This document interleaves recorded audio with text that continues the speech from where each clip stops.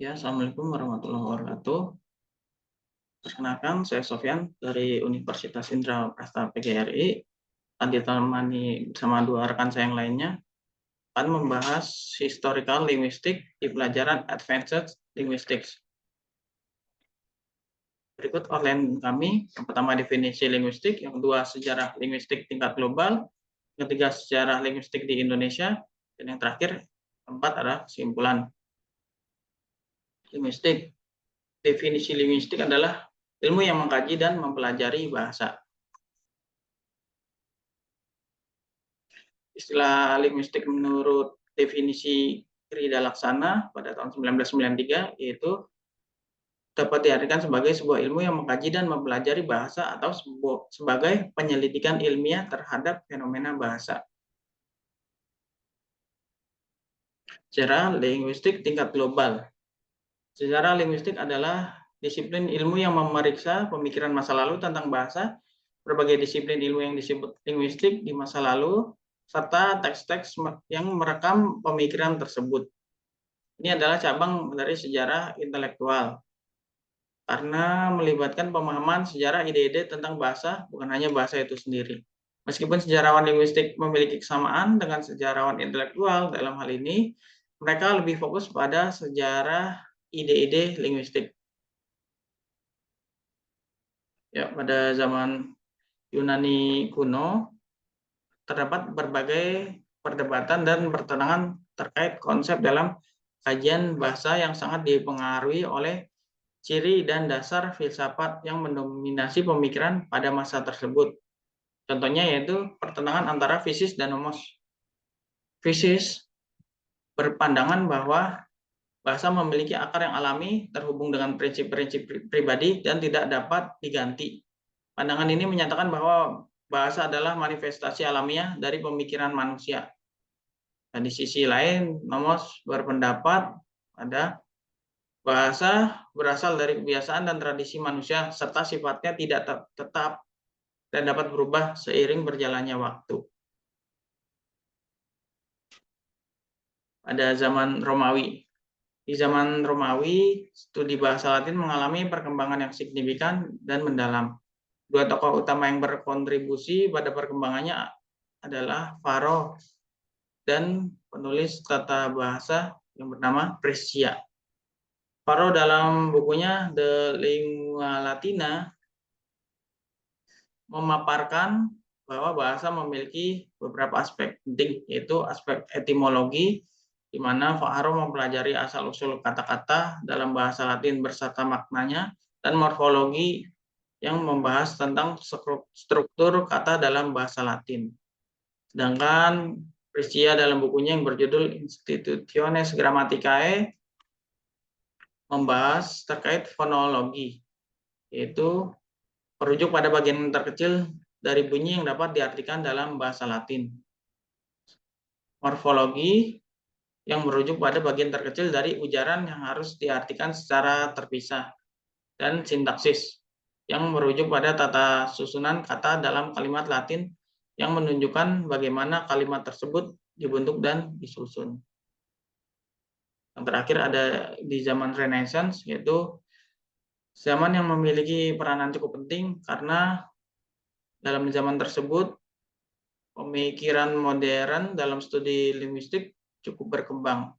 Ini adalah periode di mana banyak sarjana Eropa yang mulai memperoleh penguasaan yang mendalam atas berbagai bahasa klasik seperti bahasa Yunani, Ibrani, Latin, dan bahasa Arab. Pada masa ini terjadi perkembangan signifikan dalam penelitian linguistik dan perbandingan bahasa-bahasa tersebut.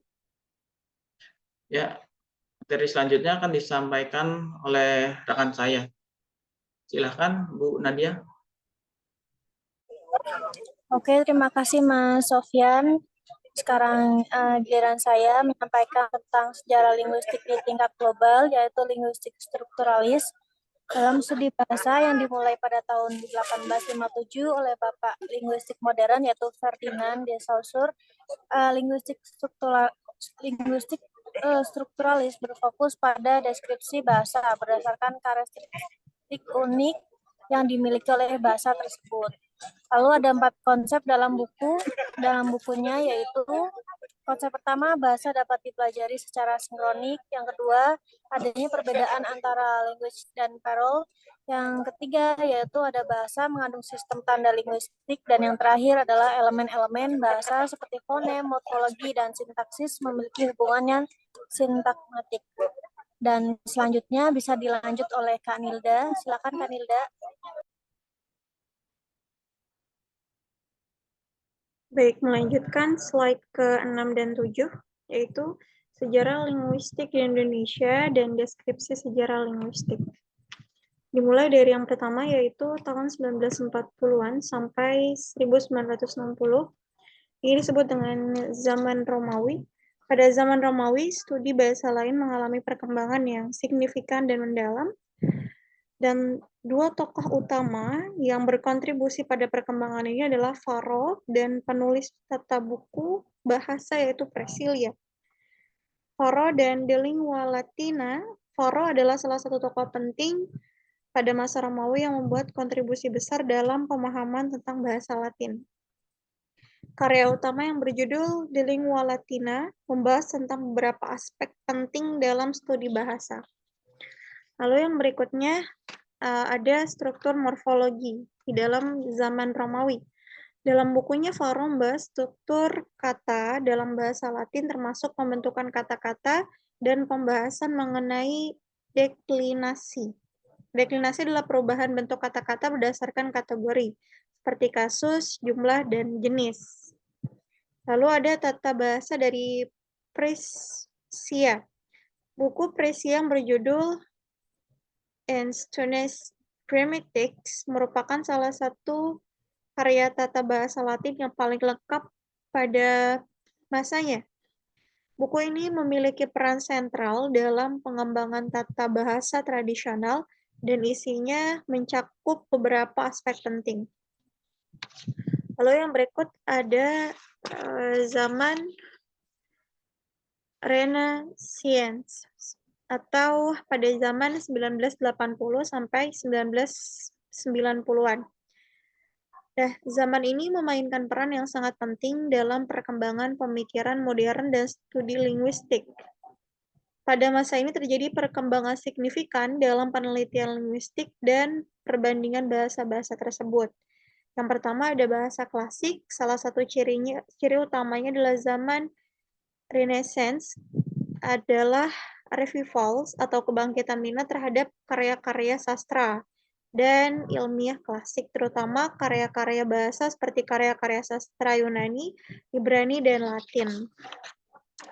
Lalu yang berikutnya, akhir abad ke-19, pada abad ke-18 dan ke-19, minat terhadap asal-usul bahasa dan asal-usul bahasa manusia mengalami peningkatan yang signifikan. Beberapa perkembangan penting dalam bidang linguistik dan pemahaman asal-usul bahasa pada periode ini dari pandangan Herder, seorang pemikir Jerman, mengemukakan pandangan yang berbeda dari pandangan para ahli tata bahasa Port Royal. Dia menekankan pentingnya paralelisme dan perkembangan bahasa dan pemikiran praktis manusia.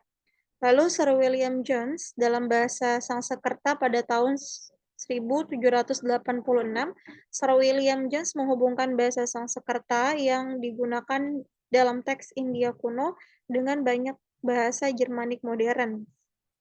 Lalu Alexander von Humboldt adalah seorang ahli bahasa yang menekankan bahwa perbedaan bahasa mencerminkan pengalaman unik pemikiran penuturnya. Dia melihat bahasa sebagai sumber kreativitas yang luar biasa, dan meskipun para ahli bahasa dapat memberikan penjelasan tentang bahasa, penjelasan tersebut tidak akan pernah mengungkapkan sebuah gagasan yang terkandung dalam bahasa.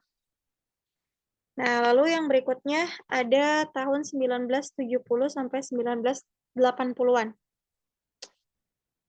Pada awal abad pertengahan memang sangat dipengaruhi oleh upaya para misionaris Kristen yang melakukan berbagai terjemahan sebagai bagian dari upaya penyebaran agama. Pada abad ke-12 setelah 1100, terjadi perkembangan dalam studi tata bahasa yang berusaha menggambarkan bahasa sebagai cermin dan realitas. Tradisi skolastik yang merupakan bentuk filsafat yang berupaya menggabungkan pemikiran Kristen dengan filsafat Aristoteles, memainkan peran penting dalam perkembangan ini. Lalu ada beberapa hubungan antara unsur-unsur bahasa yang kreatif seperti prinsip kecanduan atau dependence principle. Konsep ini mengatur hubungan antara unsur-unsur dalam bahasa. Misalnya klausa bawahan harus digabungkan dengan kalimat terbatas, artikel tidak muncul tanpa benda, dan sebagainya. Lalu ada transivitas atau konsep ini mengklarifikasi kata kerja berdasarkan jumlah elemen sintesis yang mereka butuhkan untuk menjadi lengkap. Seperti itu. Lalu yang berikutnya,